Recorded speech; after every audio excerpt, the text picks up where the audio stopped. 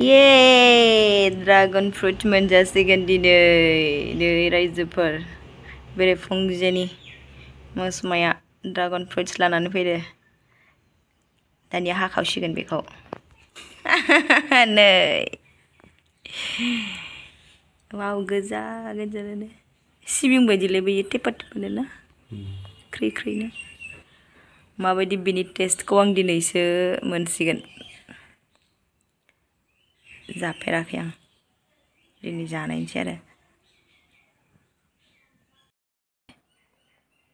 नै जानाय नायनोसै माबायदि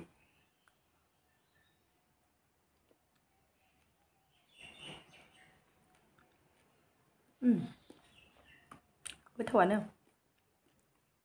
माबेबा ख्रेब ख्रेब मोनो आरोना माबा ओइ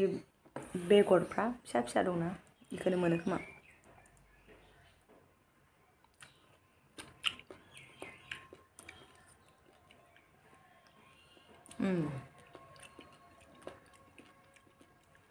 ख्रेब ख्रेब मोनजादो एसे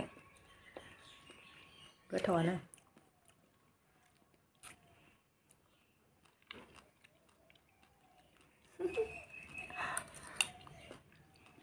दिनै फार्स्ट टाइम जाबाय आरोना बेखौ गोथाव मोनजादों जि गरमखा बोथोराबो एकदम बेरेफुंजानि सानानो एकदम ओरै नायनाय लोगो लोगो वाव मोद्दान फबखानायखा आरोना एकदम नायनोनो हाखाया जा गरम जाखागोन बेखौ जानानै सानसे थान्दा थासिगोन नोङो ओमफ्राय मोजां ना माइन्ड फ्रेश जासिगोन होनलाय बेखौ जानानै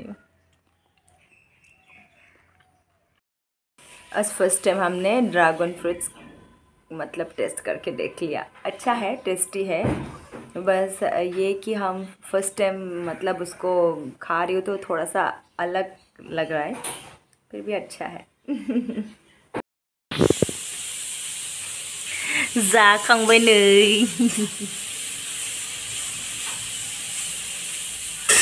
जा साइज का दे बियो माबा बोरैबा टक टकनो